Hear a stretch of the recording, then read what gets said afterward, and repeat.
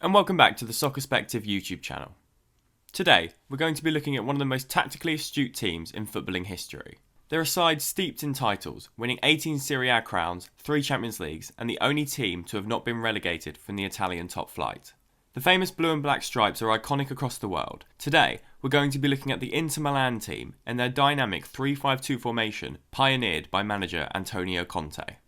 Just as he did with Chelsea in the Italian national team, Conte lines his Inter Milan team up with 3 central centre-backs, 2 wing-backs who push forward but also defend further up the pitch. These are supported by 2 central midfielders who drop deeper to support the defence, and the final central midfielder setting up in the space in between. Inter line up with a traditional strike partnership, one which is turning out to be the most efficient in world football. In the last video, we looked at how the England national team lined up in their adapted 3 at the back formation, and today we should look at each individual player in Conte's team and how they are invaluable to the system. In their typical lineup, starting in goal is established shot stopper Samir Handanovic. The back 3 typically consists of Stefan De Vrij in the middle, with Milan and Alessandro Bastoni either side. Ivan Perisic has been adapted to a left wing back in his second spell at the club, with Hakimi on the right. The midfield 3 are constantly rotating, but Nicolo Barella and Marcelo Brozovic are the mainstays in the side. Christian Eriksen is having a run in the team ahead of Arturo Vidal and Roberto Gagliardini. The front 2 are known across the world in Romelu Lukaku and Lautaro Martinez. Whilst the side has been impacted by illness and isolation, Conte's formation does not change, with the players on the bench such as Ashley Young and Alexis Sanchez deputising in the same roles. Goalkeeper, Samir Handanovic. Inter Milan used to play a more counter-press style, which would have seen Handanovic release the ball quickly from the back to send the attacking players forward. But under Conte, the team build out from defence. Handanovic often plays the ball short to the centre-backs, or, when there's a counter-press, bypasses the defence straight to striker Lukaku. Centre-backs, Stefan De Vrij, Milan and Alessandro Bastoni. The 3 centre-backs for Inter are very regimented in their play style, losing the typical sweeper role in favour of a straight line across the back. Stefan De Vrij is much more of a ball-playing centre-half and looks to cut direct lines between the pitch to find players such as Barella. Skriniar is much more of a traditional centre-back, looking to distribute the ball to others whilst remaining consistent in his positioning. The 3 sit very deep in possession, giving themselves time to play amongst each other but also find width in the fullbacks. They draw in the opposition attackers to look to create an overload with the pivot midfielder supporting the 3.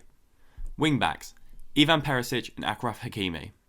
Arguably the 2 most important players in the Inter Milan system, Hakimi and Perisic provide defensive cover when their team attacks, but are a constant outlet in possession. They remain out wide and look to receive the ball from Brozovic in the pivot or the centre-backs, then drive forward. This draws the opposition full-back to create space in behind for an attacking midfielder or striker. If the ball isn't on, the 3-man midfield gives the opportunity to circulate the ball back. At the same time, the wing-back on the opposite side is doing the same movement, mimicking his teammate to allow for a crossing option in the box or drawing away the opposition defenders to create space for the attackers. Whilst defending, the 2 drop back and create a back 5 for Inter, consistently marking the 2 opposition wingers or attacking fullbacks. This is a testament to the fitness levels of the 2, but also the desire to get forward, rewarded in 8 goals and 8 assists between the 2. Holding midfield, Marcelo Brozovic. In a role he has defined at his own at the club, Marcelo Brozovic is vital in transitioning play between the defence and the attack. He acts as the deepest lying midfielder, spinning the ball out to the fullbacks with a single touch should the space allow it, or recycling play back between the defenders. He remains regimented in defence, always sitting in front of the 3 for cover out of possession. He draws in the opposition midfield to create space, and his dynamic range of passing allows him to find the successful pass through the press, and also, should he need to, long up to the attacking midfielders or strikers. His judgment and decision making allows him to shift the ball effortlessly to the side of the pitch in which the team have numerical superiority and therefore can overload the opposition. Midfielders, Nicolo Barella and Christian Eriksen.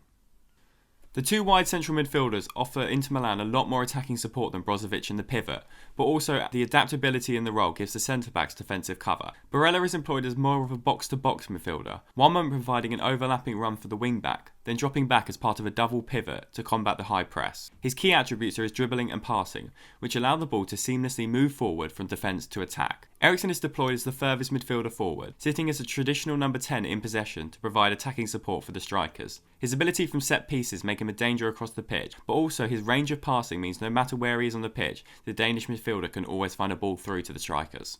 Strikers, Romelu Lukaku and Lautaro Martinez. Encompassing the strike partnerships of old, such as York and Cole and Shearer and Sutton, the Inter Milan front two are lighting up every competition they play in with goals and assists. Romelu Lukaku is used as the target man, his size and stature allowing him to hold up play for supporting runs by Martinez and the wing-backs, whilst also bullying defenders with his speed and strength. His goals come from a variety of different sources, whether it be crosses from wide, individual efforts or intricate play with his fellow striker. You would expect Martinez to always be the runner, but often the Argentine comes short to collect, using his technical ability to combine with Lukaku and send the Belgian towards goal. Martinez has the flair and dribbling to beat plays with ease, relying less on crosses but more solo efforts and build-up play. He acts as the highest press in the team, chasing down the opposition defenders to snatch possession and create chances for himself. Thank you for watching Soccerspective, and we'll speak to you soon.